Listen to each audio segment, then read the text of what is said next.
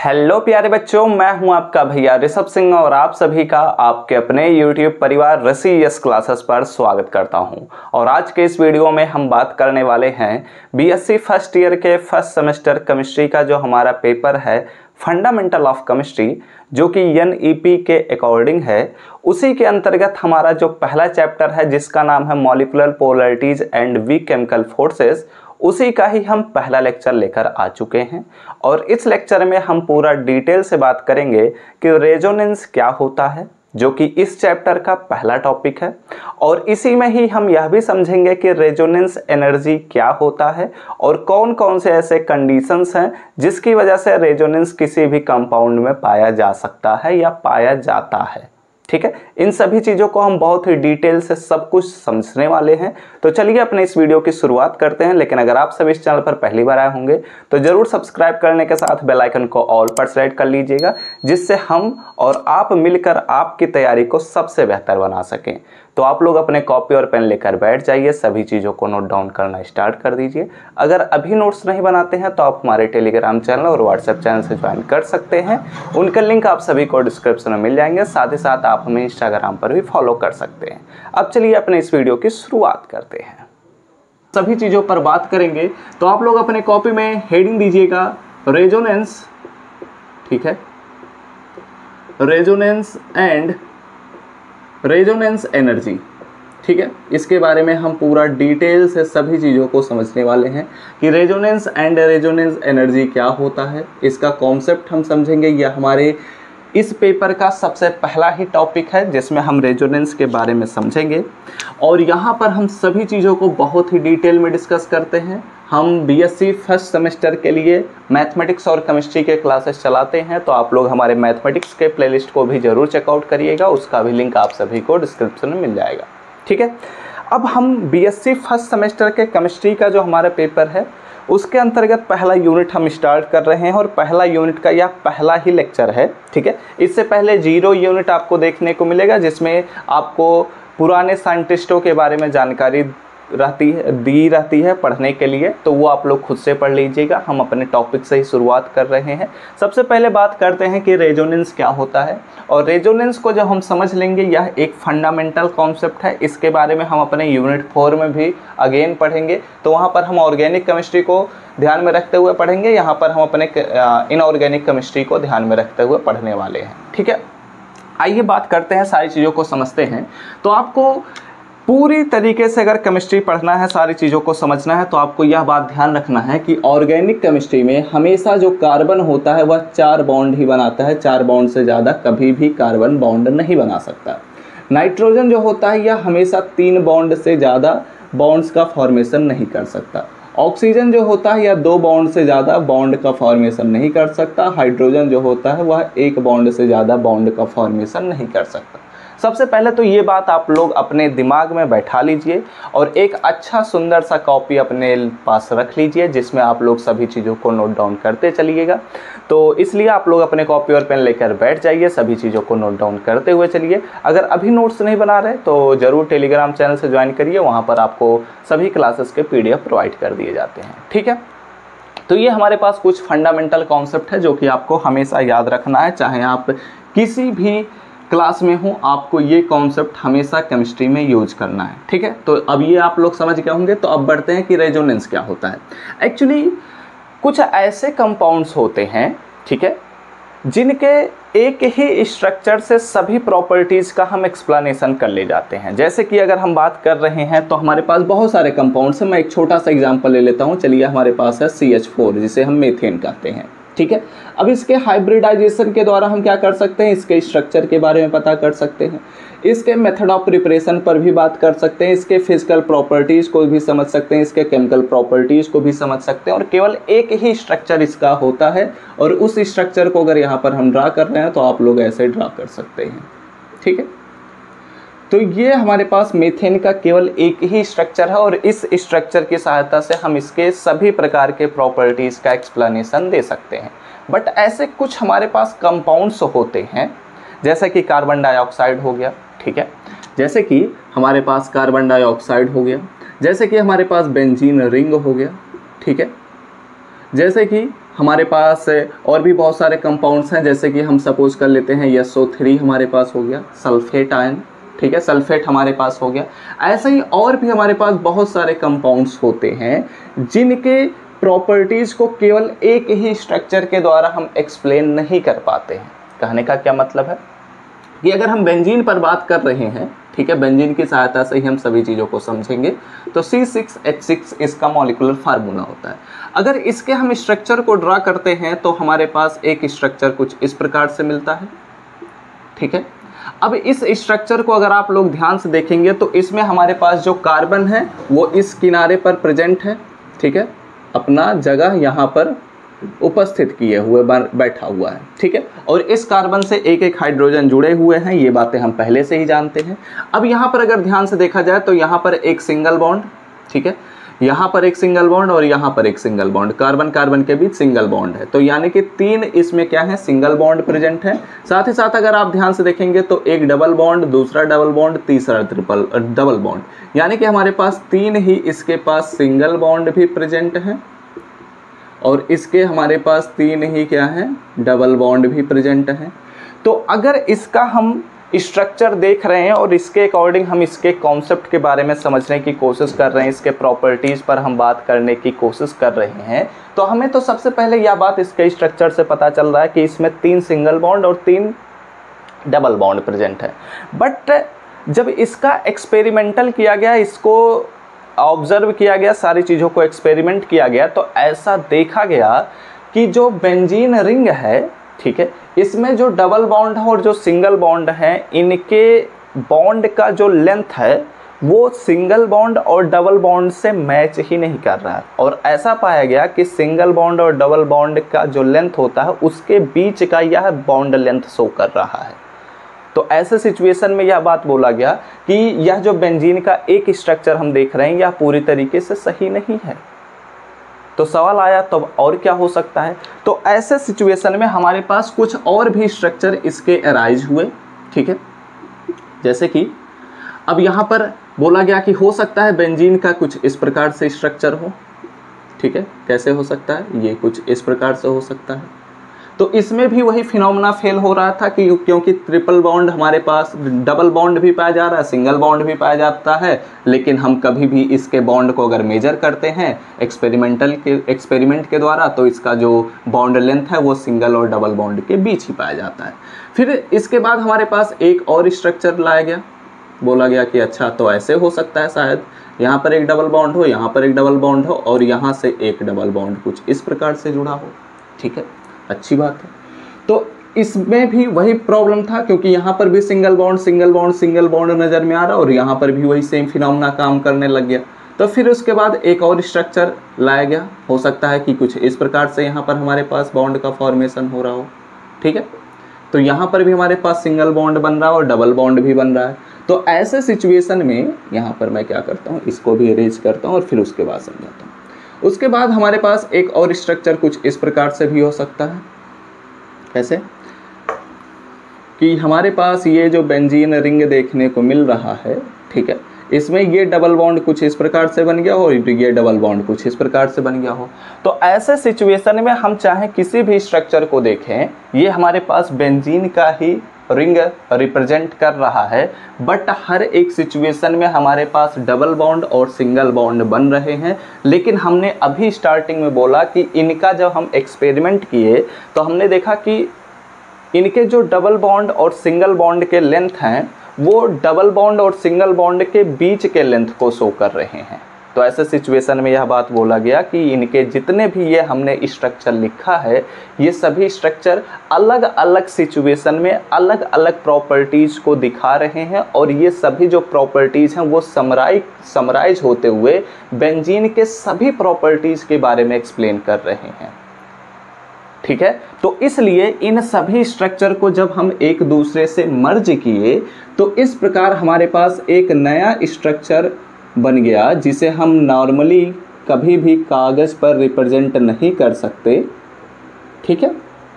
और वो हम ऐसा हाइपोथेटिकल मान लेते हैं कि कुछ इस प्रकार से हमारे पास बेंजीन का स्ट्रक्चर होगा, ठीक है। लेकिन हम इन सभी स्ट्रक्चर को अगर समराइज करते हैं तो कभी भी वह एक हाइपोथेटिकल स्ट्रक्चर ही मिलता है। तो ऐसे सिचुएशन में किसी भी कंपाउंड का, ठीक है, कोई भी हमारे पास कंपाउंड है, अगर उस कंपाउंड के एक या एक से अधिक, दो या दो से अधिक स्ट्रक्चर्स बनाते हैं और वो सभी स्ट्रक्चर्स मिलकर उस कंपाउंड के सभी प्रॉपर्टीज़ का एक्सप्लेनेशन देते हैं, तो उससे उन सभी स्ट्रक्चर से बना हुआ एक नया हाइपोथेटिकल स्ट्रक्चर को हम कहते हैं रेजोनेंस हाइब्रिड। क्या कहते हैं? रेजोनेंस हाइब्रिड स्ट्रक्चर कहते हैं, ठीक है, या फॉर्म भी कहा जा सकता है। क्या कहते हैं? रेजोनेंस हाइब्रिड स्ट्रक्चर हम कहते हैं, ठीक है। और इन सभी स्ट्रक्चर को जिनके अलग अलग स्ट्रक्चर के द्वारा हम उस कंपाउंड के अलग अलग प्रॉपर्टीज़ के बारे में जान रहे हैं, इन सभी प्रॉपर्टीज़ को, इन सभी स्ट्रक्चर को हम कहते हैं रेजोनेटिंग स्ट्रक्चर और कैनोनिकल स्ट्रक्चर, ठीक है, कैनोनिकल स्ट्रक्चर कहते हैं, ठीक है। ओके, अब यहाँ पर एक बात और समझो कि ये जितने भी हमारे पास रेजोनेटिंग स्ट्रक्चर या कैनोनिकल स्ट्रक्चर होते हैं, इन्हें एक दूसरे से हम डिफ्रेंशिएट करने के लिए इस डबल हेडेड एरो का उपयोग हम करते हैं, ठीक है। क्या करते हैं? इस डबल हेडेड एरो का उपयोग करते हैं। और जब हमारे पास ये सभी समराई होते हुए, सभी मर्ज होते हुए एक रेजोनेंस हाइब्रिड स्ट्रक्चर का फॉर्मेशन करते हैं, तो उसे हम इक्विवेलेंट बॉन्ड की सहायता से या इक्विवेलेंट लाइंस की सहायता से हम क्या कर सकते हैं? इसको रिप्रेजेंट करते हैं, ठीक है। तो यहाँ से क्या बात आपको समझ में आई? यहाँ से यह बात समझ में आया कि कुछ ऐसे कंपाउंड्स होते हैं जिनके केवल एक ही स्ट्रक्चर से सभी प्रॉपर्टीज़ एक्सप्लेन हो जाते हैं, बट कुछ ऐसे भी कंपाउंड्स होते हैं जिनमें हम दो या दो से अधिक स्ट्रक्चर्स को देखते हैं, तब हमें पता चलता है कि इनके प्रॉपर प्रॉपर्टीज़ क्या क्या हैं, इनके बारे में सब कुछ एक्सप्लेनेशन वहाँ से मिलता है, ठीक है। तो इसी कॉन्सेप्ट को ही हम कहते हैं रेजोनेंस, और यह रेजोनेंस फिनोमिना के अंतर्गत ही आता है कि जब हम दो या दो से अधिक स्ट्रक्चर्स के द्वारा, एक ही कंपाउंड के दो या दो से अधिक स्ट्रक्चर्स के द्वारा हम उसके सभी प्रॉपर्टीज़ को एक्सप्लेन करते हैं, तो उसे हम कहते हैं रेजोनेंस। ओके, बातें समझ में आई?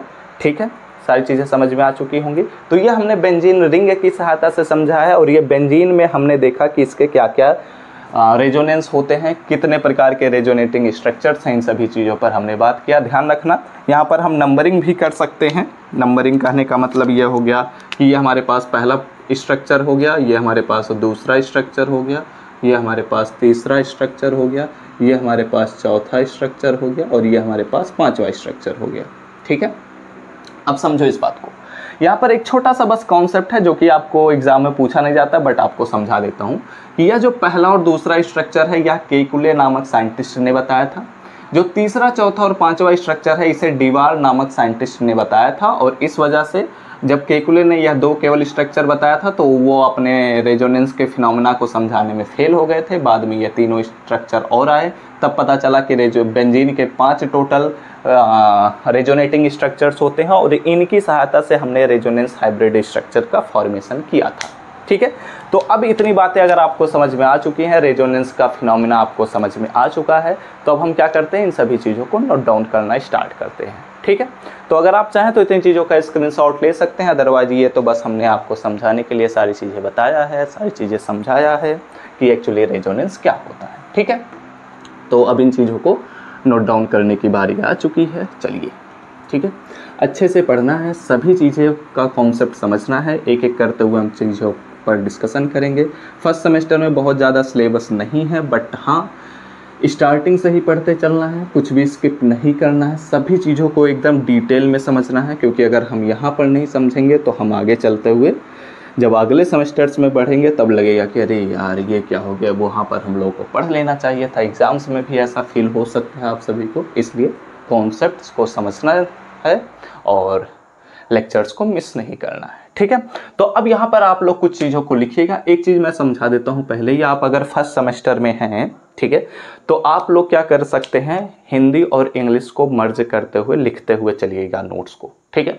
ऐसा मैं क्यों कह रहा हूँ, क्योंकि जब अचानक से आप पर इंग्लिश का प्रेशर पड़ता है तो आप लोग डिस्टर्ब होना शुरू हो जाते हैं, सोचते हैं कि अब क्या करें। बहुत से बच्चे सोचते हैं हम यूपी बोर्ड से, अब हम क्या करें, हम क्या करें। तो ऐसे सिचुएशन में आपको परेशान होने की ज़रूरत नहीं है। आपको फर्स्ट सेमेस्टर में यह छूट दिया जाता है कि आप हिंदी और इंग्लिश को कंबाइन करते हुए नोट्स को लिख सकते हैं, एग्जाम में भी लिख सकते हैं, ठीक है। तो जैसा हम यहाँ पर लिखवाएंगे आप लोगों को फर्स्ट सेमेस्टर में वैसे ही लिखते चलना है। कुछ हम इंग्लिश भी कराएंगे, कुछ हिंदी भी कराएंगे, बट जब हम सेकंड सेमेस्टर में पहुँच जाएंगे तो वहाँ पर हमें हिंदी अलाउ नहीं होता, तब हमें केवल इंग्लिश ही लिखना रहेगा। इसलिए हम फर्स्ट सेमेस्टर में क्या करेंगे, आदत बनाएंगे, हैबिट बनाएंगे। तो अब चलिए रेजोनेंस के नोट्स को लिखना शुरू करते हैं। तो यहाँ पर जितनी भी चीज़ें मैंने समझाया आप सभी को, उन्हीं चीज़ों को हम यहाँ पर शब्दों में लिखते हैं।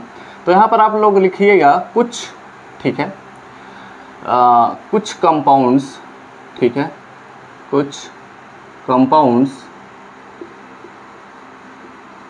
के सभी प्रॉपर्टीज़, ठीक है, सभी प्रॉपर्टीज़, ओके, सभी प्रॉपर्टीज केवल एक ही स्ट्रक्चर से शो होते हैं, यानी कि प्रदर्शित होते हैं, ठीक है, शो होते हैं, ओके, ठीक है। वैसे हिंदी ज़्यादा अच्छे से लिखा नहीं जा रहा है क्योंकि हम और भी सेमेस्टर्स को इंग्लिश में ही पढ़ाते हैं ना, तो ऐसा सिचुएशन में हिंदी सही से बैठता नहीं है बोर्ड पर लिखने में, ठीक है। खैर धीरे धीरे करते हुए आप लोग समझ जाएंगे, सारी चीज़ों को लिखते चलिएगा। बस इस बात का खास ध्यान रखिएगा कि केवल फर्स्ट सेमेस्टर में ही आप लोग ऐसे हिंदी और इंग्लिश का कम्बिनेशन लिख सकते हैं, लेकिन सेकेंड सेमेस्टर से नहीं लिखना है, ठीक है। इसलिए मैं आपको हैबिट दिलाने की कोशिश करूंगा कि आप लोगों को कुछ टॉपिक इंग्लिश में पढ़ाऊंगा, कुछ चीज़ें हिंदी और इंग्लिश मिक्स कराऊंगा, ठीक है, जिससे आपका हैबिट बन जाएगा, ओके। तो कुछ कंपाउंड्स के सभी प्रॉपर्टीज़ केवल एक ही स्ट्रक्चर से शो होते हैं, बट, लेकिन यहाँ पर लिखिएगा है, ठीक है, बट या परंतु कुछ ऐसे कंपाउंड्स होते हैं, ठीक है, कुछ ऐसे कंपाउंड्स होते हैं जिनके सभी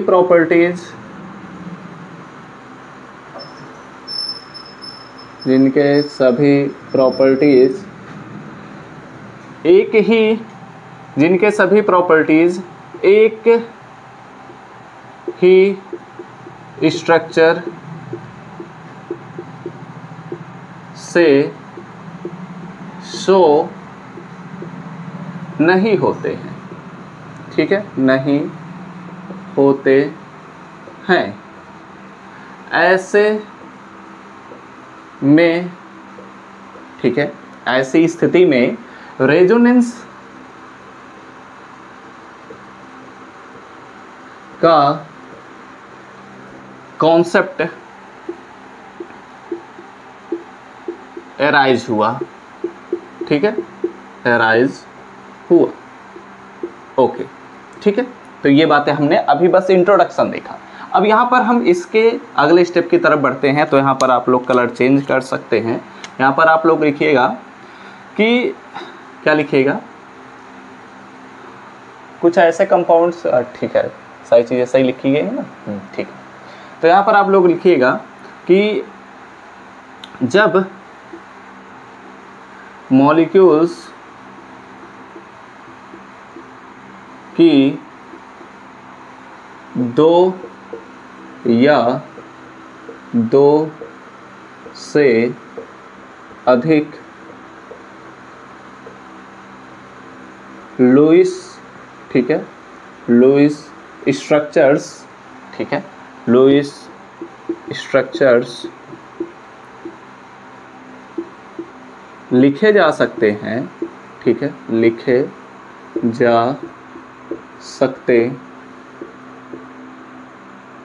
हैं, ठीक है। यानी कि कोई भी हमारे पास एक मॉलिक्यूल है, उसके 2 या 2 से अधिक लुईस स्ट्रक्चर लिखे जा सकते हैं, तब रेजोनेंस के कॉन्सेप्ट के अकॉर्डिंग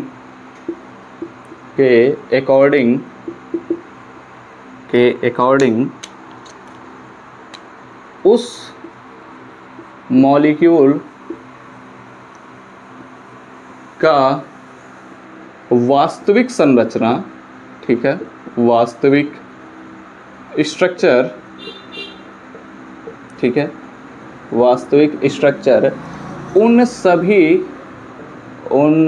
सभी जितने हमने रेजोनेटिंग स्ट्रक्चर लिखे हैं ना, उन सभी रेजोनेटिंग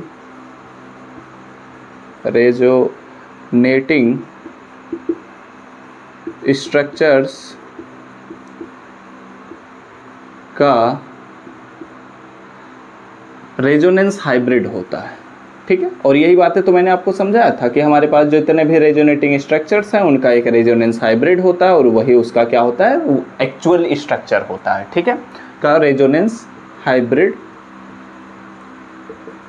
होता है, ठीक है, होता है, ठीक है। और यह हाइपोथेसिस यानी कि संकल्पना ही रेजोनेंस कहलाता है, रेजोनेंस कहलाता है, ठीक है। और ये सारी चीज़ें हम ऑलरेडी समझ ही चुके हैं कि हमने ये बातें डिस्कस ही किया था, ये भी बातें हमने डिस्कस कर लिया था। तो अब ये आप लोग क्या करिए, इन चीज़ों का स्क्रीनशॉट ले लीजिए। उसके बाद हम एक एग्जांपल लेते हैं जिसमें हम उसके प्रॉपर्टीज़ स्ट्रक्चर्स को ड्रा करते हैं, जिसमें हम रेजोनेटिंग स्ट्रक्चर्स को भी ड्रा करेंगे और रेजोनेंस हाइब्रिड स्ट्रक्चर को भी, ठीक है। कुछ हो सकता है थोड़ा बहुत अप डाउन, आप सभी को लग रहा होगा कि हैंड राइटिंग उतना अच्छा नहीं है, क्योंकि एक्चुअली हमें भी आदत नहीं होती ना हिंदी लिखने की बोर्ड पर। बट जब फर्स्ट सेमेस्टर के क्लासेस आते हैं तो हम ऐसे ही पढ़ाते हैं और आपको ऐसे ही पढ़ना चाहिए। बट अगर आप लोग इंग्लिश में सुटेबल हैं, आपको लगता है कि आप इंग्लिश में ही करेंगे तो अच्छी बात है, आप लोग इंग्लिश से ही पढ़िए, ठीक है। बट आप लोगों को ऐसे ही पढ़ना चाहिए मेरे अकॉर्डिंग। ओके, तो आप लोग स्क्रीनशॉट लीजिए, उसके बाद हम बढ़ते हैं, ठीक है, अगले पॉइंट्स की तरफ। ओके, आज कुछ ज़्यादा ही गर्मी है, दिक्कत भी हो रहा है वीडियोस को बनाने में, इसलिए आज एक फ़ैन भी लगाना पड़ा है जिसका नॉइस आप सभी को परेशान कर सकता है। बट मतलब थोड़ा सा सिचुएशन ही ऐसा हो चुका है। खैर, आइए बातें करते हैं। बस आप लोगों को अपने सिचुएशन से फेस करते रहना होगा, क्योंकि आप अगर उस सिचुएशन को फेस नहीं करेंगे तो आप उस सिचुएशन में हमेशा रहेंगे। बट अगर आप फेस करते हैं तो एक समय ऐसा आएगा कि आप उस सिचुएशन से बाहर निकल जाएंगे और आप एक अच्छे सिचुएशन में पहुंच जाएंगे, ठीक है।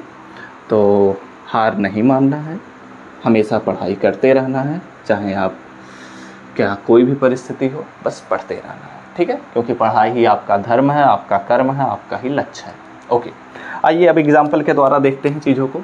तो अगर यहाँ पर हम एक एग्जाम्पल देख लेते हैं तो हम चलिए रेजोनेंस इन बेंजीन पर बात कर लेते हैं, ठीक है, रेजोनेंस इन बेंजीन, ठीक है। क्योंकि हम इसी का ही एग्जाम्पल लेते हुए समझे थे तो इसी को ही हम देख लेते हैं, ठीक है। तो रेजोनेंस इन बेंजीन पर अगर हम बात कर रहे हैं तो हमने अभी देखा था कि हमारे पास जो बेंजीन का एक स्ट्रक्चर है वो कुछ इस प्रकार से था, ठीक है, जिसमें कुछ ऐसे हमारे पास बॉन्ड्स बने थे और इन्हें मैंने आपको बताया था कि इन्हें हम डिफ्रेंशिएट करने के लिए डबल हेडेड एरो का उपयोग करते हैं और फिर ये हमारे पास कुछ इस प्रकार से बॉन्ड बनता है, ठीक है। फिर उसके बाद हम बढ़ते हैं और आगे की तरफ, तो यहाँ पर हमारे पास कुछ और भी स्ट्रक्चर्स दिखाई देते हैं। इसे आप इस कार्बन से इस कार्बन को मैच कर लीजिए तो ये हमारे पास डबल बॉन्ड हो जाएगा, ठीक है। यहाँ पर आप लोग ध्यान दीजिएगा, अभी मैं समझाता हूँ, रुको, ठीक है, क्योंकि हम जब कंडीशन फॉर रेजोनेंस देखेंगे तो वहाँ पर आपको ये बातें समझ में आनी चाहिए, इसलिए अभी मैं समझाऊंगा यहीं पर ही, ठीक है।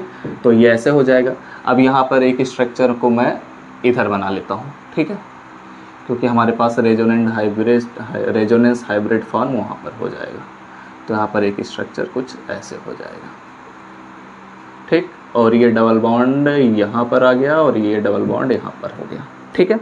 अब यहाँ पर हम क्या करेंगे, इन सभी स्ट्रक्चर्स का समरी लेते हुए, मर्ज करते हुए हम क्या करेंगे, इसका रेजोनेंस हाइब्रिड स्ट्रक्चर बनाएंगे जो कि कुछ इस प्रकार से होगा और यही इसका वास्तविक संरचना है, ठीक है। वास्तविक एक्चुअल स्ट्रक्चर होता है जो बेंजीन का, वो कुछ ऐसा होता है, बट इसे हम कागज़ पर डिनोट कर नहीं सकते, इसलिए हम ऐसा हाइपोथेटिकल मान कर चलते हैं, ठीक है, कि हाँ ये सभी जो सिंगल बॉन्ड डबल बॉन्ड नज़र में आ रहे हैं उनमें सभी में सिंगल बॉन्ड डबल बॉन्ड की प्रॉपर्टीज़ हैं, बट उनके एक्चुअल लेंथ जो होते हैं वो सिंगल बॉन्ड और डबल बॉन्ड से छोटे होते हैं, या फिर मैं कहूँ उनके बीच का होता है, ठीक है। यानी कि डबल बॉन्ड से छोटा होता है, सिंगल बॉन्ड से बड़ा होता है, ओके। तो ये जितने भी हमने स्ट्रक्चर्स को ड्रा किया है, ये सभी स्ट्रक्चर्स हमारे क्या कहलाते हैं। पहला स्ट्रक्चर यहाँ पर लिख लीजिएगा, ये हमारे पास दूसरा स्ट्रक्चर लिख लीजिए, तीसरा, ठीक है, और ये हमारे पास चौथा स्ट्रक्चर है और ये हमारे पास पांचवा स्ट्रक्चर है, ठीक है। ये सभी स्ट्रक्चर्स हमारे पास कहलाते हैं रेजोनेटिंग स्ट्रक्चर, ठीक है, या फिर इसी को ही कहा जाता है ORR, canonical structure, canonical structure of benzene, ठीक है। और इसी को ही मेजोमेरिक स्ट्रक्चर भी कहा जाता है, बट वहाँ पर आपको हम समझाएंगे आगे चलते हुए, ठीक है। और ये हमारे पास क्या होता है, ये हमारे पास होता है रेजोनेंस, ठीक है, हाइब्रिड फॉर्म, ठीक है, या फिर आप स्ट्रक्चर भी लिख सकते हैं ऑफ बेंजीन, ठीक है। Are you getting my point. सारी चीज़ें आपको समझ में आई होंगी और ये स्क्रीन में भी आ रहा होगा, मुझे उम्मीद है, ठीक है। तो इतनी बातें आपको समझ में आई। अब यहाँ पर ध्यान दीजिएगा क्या हो रहा है इस पूरे प्रोसेस में, एक्चुअली होता क्या है, समझो इस बात को। ये कार्बन हमारे पास पहला नंबर का कार्बन है, तो हम सपोज करते हैं कि ये दूसरा नंबर का कार्बन है, ये तीसरा नंबर का कार्बन है, ये चौथा नंबर का कार्बन है, ये पांचवा नंबर का कार्बन है और ये छठा नंबर का कार्बन हम सपोज कर रहे हैं, ठीक है। तो यहाँ का ये जो डबल बॉन्ड का इलेक्ट्रॉन है वह इलेक्ट्रॉन यहाँ पर शिफ्ट होता है, जिसकी वजह से यह डबल बॉन्ड का इलेक्ट्रॉन यहाँ पर शिफ्ट होता है, जिसकी वजह से यह डबल बॉन्ड का इलेक्ट्रॉन यहाँ पर शिफ्ट हो जाता है। तो कुछ इस प्रकार का स्ट्रक्चर हमारे पास मिल जाता है, क्योंकि यह डबल बॉन्ड यहाँ पर शिफ्ट हुआ तो ये मैंने बनाया, यह डबल बॉन्ड यहाँ पर शिफ्ट हुआ तो यहाँ बनाया, ये डबल बॉन्ड यहाँ पर शिफ्ट हुआ तो यहाँ पर हमने बनाया, ठीक है। ऐसे ही पूरा प्रोसेस होता है। तो ऐसे सिचुएशन में ये डबल बॉन्ड क्या डिनोट करता है, डबल बॉन्ड एक कार्बन दूसरे कार्बन के बीच के इलेक्ट्रॉन पेयर को ही तो रिप्रेजेंट कर रहा है जो कि बॉन्ड पेयर बना हुआ है, ठीक है। तो इस सिचुएशन में हम क्या कहेंगे कि हमारे पास जो यह इलेक्ट्रॉन पेयर है वही केवल शिफ्ट होता है, ठीक है, उसी का ही पोजीशन बदलता है, ना कि कार्बन का पोजीशन बदलेगा, ठीक है। ध्यान रखना कि हमारे एटम्स का पोजीशन बदलता नहीं है, एटम्स तो हमारे पास फिक्स्ड हैं, वो जहाँ पर हैं वो वहीं पर ही रहेंगे, लेकिन उनके बीच का जो इलेक्ट्रॉन है वह अपने पोजीशन को बदलता रहता है, डीलोकलाइज होता है। इसे सुटेबल वर्ड हम उपयोग करते हैं, डीलोकलाइजेशन। आपको मैं आगे चलते हुए एक यूनिट में पढ़ाऊंगा कि लोकलाइज्ड एंड डीलोकलाइज्ड इलेक्ट्रॉन क्या होते हैं, तब वहाँ पर मैं आपको इसके बारे में और भी डिटेल में समझाऊँगा, ओके, ठीक है। तो ये हमने बात किया। अब यहाँ पर इसकी ज़रूरत है नहीं तो मैं इसे फिलहाल इरेज कर देता हूँ आप लोग, ताकि स्क्रीनशॉट ले सकें, सभी चीज़ों को नोट डाउन कर सकें, ठीक है। तो आप लोग क्या करें, इतनी चीज़ों का स्क्रीनशॉट ले लीजिए। हमने एक और पॉइंट को डिस्कस कर लिया और हमने अपने इस एग्जाम्पल को भी देख लिया, ठीक है, ओके। तो आप लोग इतनी चीज़ों का स्क्रीनशॉट ले लीजिए, मैं भी थोड़ा सा अपना मुँह पोंछ लूँ क्योंकि बहुत पसीना हो गया है, ठीक है, हो गया, स्क्रीनशॉट हो चुका होगा, सारी चीज़ें नोट डाउन हो चुकी होंगी। तो अब हम बढ़ते हैं और बात करते हैं कि एक्चुअल में कोई भी कंपाउंड रेजोनेंस को अगर शो करता है तो उसके लिए क्या क्या कंडीशंस हैं, ठीक है, क्योंकि वो अगर कोई भी कंडीशंस के अंतर्गत टोटल 4 कंडीशन है, वो चारों कंडीशन अगर कोई भी कंपाउंड सेटिस्फाई करता है तभी वह रेजोनेंस को शो कर सकता है, ठीक है, अदरवाइज वह कंपाउंड रेजोनेंस को शो नहीं कर सकता, ठीक है, ओके। स्क्रीनशॉट हो चुका होगा, मैं इसे इरेज कर रहा हूँ। ऐसे बहुत सारे एग्जांपल्स हम यहाँ पर डिस्कस कर सकते हैं, बट हम नहीं चाहते कि लेक्चर बहुत ज़्यादा बड़ा हो जाए, तो इसलिए हमने एक छोटे से एग्जाम्पल को डिस्कस किया, वैसे छोटा नहीं है, ठीक है। और एक बात और ध्यान दीजिएगा कि अगर हम दो कंपाउंड्स लेते हैं, ठीक है, और दोनों ही रेजोनेंस शो कर सकते हैं, ठीक है, एक कंपाउंड के पास केवल 3 ही रेजोनेटिंग स्ट्रक्चर्स हैं, ठीक है, और दूसरे कंपाउंड के पास 5 रेजोनेटिंग स्ट्रक्चर हैं, तो जो 5 रेजोनेटिंग स्ट्रक्चर्स रखता है जो कंपाउंड, उसकी स्टेबिलिटी 3 रेजोनेटिंग स्ट्रक्चर वाले कंपाउंड से ज़्यादा होती है। यह बात हमेशा याद रखना। यानी कि जिस भी कंपाउंड में रेजोनेंस होगा उसकी स्टेबिलिटी बढ़ जाएगी, और जिस भी कंपाउंड में ज़्यादा रेजोनेटिंग स्ट्रक्चर होगा वह कंपाउंड दूसरे कंपाउंड्स के कंपैरिजन में ज़्यादा स्टेबल होता है, ठीक है। बातें समझ में आई? समझ में आ गया होगा, ठीक है। तो जब ये बातें समझ में आ चुकी हैं तो अब इसी को ही हम लिख भी लेते हैं, ठीक है। तो यहाँ पर आप लोग पॉइंट करते हुए भी लिख सकते हैं, ठीक है। यहाँ पर लिखिएगा कि रेजोनेंस के फलस्वरूप, ठीक है, फलस्वरूप, ठीक है, मॉलिक्यूल अधिक स्टेबल हो जाता है, ठीक है, अधिक स्टेबल हो जाता है, ठीक है, अधिक स्टेबल हो जाता है। और यहाँ पर लिखिएगा कि और जो हमारे पास रेजोनेंस हाइब्रिड फॉर्म होता है, ठीक है, यह भी ध्यान रखना कि ये जो मैं बात बोलने वाला हूँ, रेजोनेंस हाइब्रिड फॉर्म, ठीक है, उन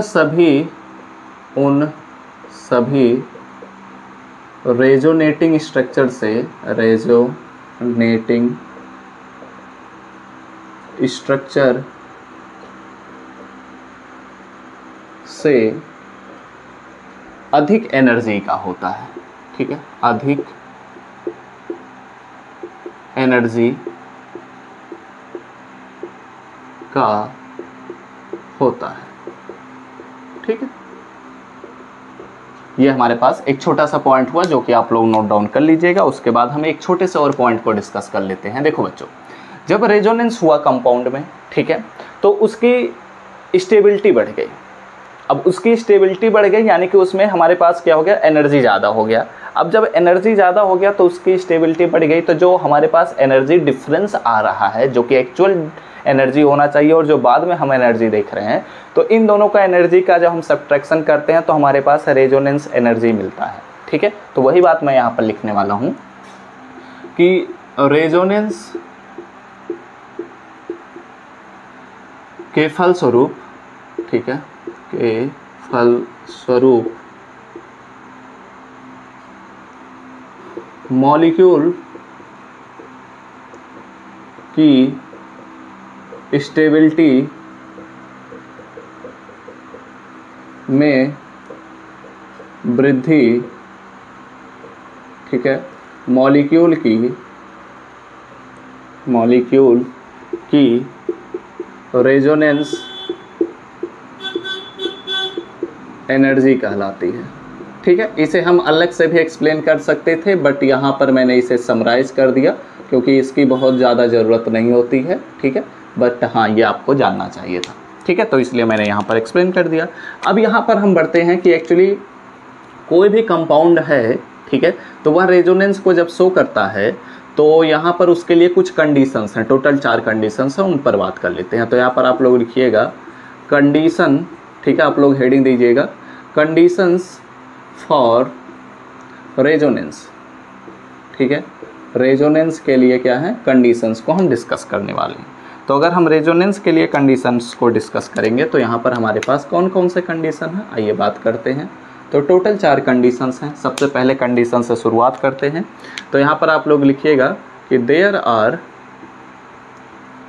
टोटल 4 कंडीशंस, ठीक है, total 4 conditions.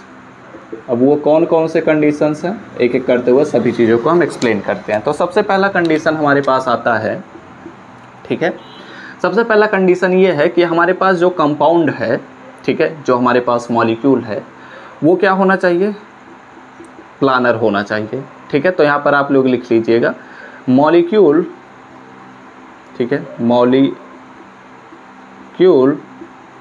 Must be planner, ठीक है, क्या होना चाहिए, इसको प्लानर होना चाहिए। दूसरा पॉइंट हमारे पास आता है कि मॉलिक्यूल में, ठीक है, मॉलिक्यूल में एटम्स फिक्स्ड होते हैं, जो मैं आपको पहले ही समझा चुका हूँ, फिक्स्ड होते हैं, बट इलेक्ट्रॉन्स अपने पोजीशन को चेंज करते हैं, चेंज करते रहते हैं, ठीक है, चेंज करते रहते हैं। ओके, अब यहाँ पर आप लोग क्या करिए, इतनी चीज़ों का स्क्रीनशॉट लीजिए, उसके बाद हम बात करते हैं अपने तीसरे और चौथे कंडीशन पर, उसके बाद हमारा यह लेक्चर हो जाएगा कंप्लीट। तो आप लोग क्या करिए, पहले इतनी चीज़ों का स्क्रीनशॉट लीजिए। हमने अपने 2 पॉइंट्स को डिस्कस किया कि पहला पॉइंट तो ये है कि हमारे पास जो कंपाउंड है वो प्लानर होना चाहिए। दूसरा पॉइंट ये है कि हमारे पास एटम जो है, मॉलिक्यूल में जो एटम्स होते हैं वो फिक्स्ड होते हैं, उनके पोजीशंस नहीं बदलते, लेकिन इलेक्ट्रॉन्स रिवॉल्व होते रहते हैं, रिजॉल्व होते रहते हैं, अपने पोजीशंस को बदलते रहते हैं। हमारे पास तीसरा कंडीशन क्या आता है, ये बात करते हैं। तीसरा कंडीशन यह कहता है कि ऐसे लिखिएगा, मॉलिक्यूल की, ठीक है, मॉलिक्यूल की सभी रेजोनेटिंग स्ट्रक्चर्स, ठीक है, सभी रेजोनेटिंग स्ट्रक्चर्स की एनर्जी, ठीक है, की एनर्जी ऑलमोस्ट, ठीक है, यानी कि लगभग समान होता है, ठीक है, सेम लिख सकते हैं, लगभग ऑलमोस्ट सेम होता है, ठीक है, ऑलमोस्ट सेम होता है। ओके, चौथा कंडीशन हमारे पास क्या है, मैंने ऑलरेडी आपको ये बातें समझाया, तो इसलिए हम इन चीज़ों को टाइम नहीं दे रहे हैं समझाने में, हम चीज़ों को आगे बढ़ते चल रहे हैं, ठीक है। मॉलिक्यूल की, ठीक है, इसे भी मैंने आपको समझाया कि मॉलिक्यूल की जो एक्चुअल स्ट्रक्चर होती है, वास्तविक संरचना, ठीक है, वास्तविक संरचना लिख सकते हैं या फिर स्ट्रक्चर लिख दीजिए, उसकी रेजोनेंस हाइब्रिड होती है, ठीक है, रेजोनेंस हाइब्रिड होती है, ठीक है, और ये भी मैंने आपको पहले ही समझाया, हाइब्रिड होती है, ठीक है। तो ये बातें हमने पहले से ही बात कर लिया था कि हमारे पास कौन कौन से कंडीशंस हैं, बट हम इन्हें अलग फॉर्मेट में यहाँ पर चीज़ों को लिखे हैं ताकि हमारे पास कुछ चीज़ें मटेरियल हो जाए लिखने के लिए। तो आप लोग इतनी चीज़ों का स्क्रीनशॉट ले लीजिए। और ये हमने अपने रेजोनेंस एंड रेजोनेंस एनर्जी का कॉन्सेप्ट पूरी तरीके से समझ लिया। अब हम अगले लेक्चर में मिलेंगे जिसमें हम फॉर्मल चार्ज के बारे में पढ़ेंगे और सभी चीज़ों का स्क्रीनशॉट आप लेते चल रहे होंगे। अगर नोट्स बना रहे हैं तो अच्छी बात है, अगर आप बाद में नोट्स बनाएंगे तो आप हमारे टेलीग्राम चैनल से ज्वाइन कर लीजिएगा, वहाँ पर आपको इनके PDF आप सभी को प्रोवाइड कर दिए जाएंगे। साथ ही साथ आप हमें इंस्टाग्राम पर भी फॉलो कर सकते हैं, ठीक है। तो चलिए मिलते हैं अपने नेक्स्ट लेक्चर में, तब तक पढ़ते रहिए, संघर्ष करते रहिए और सफल होते रहिए। लेकिन उससे पहले आपको कुछ और बातों पर ध्यान देनी चाहिए कि वीडियो अच्छा लगा हो तो ज़रूर लाइक करिएगा, कमेंट करते हुए ज़रूर हमें बताइएगा, अपने दोस्तों के साथ शेयर करना बिल्कुल मत भूलिए। और इस चैनल पर पहली बार आए होंगे, सभी चीज़ों को अच्छे से अटेंड करना चाहते हैं, क्लासेस को ज्वाइन करना चाहते हैं, तो ज़रूर सब्सक्राइब करने के साथ बेल आइकन को ऑल पर सेलेक्ट कर लीजिएगा। तो हम सब मिलते हैं अपने नेक्स्ट लेक्चर में, तब तक पढ़ते रहिए, संघर्ष करते रहिए और सफल होते रहिए।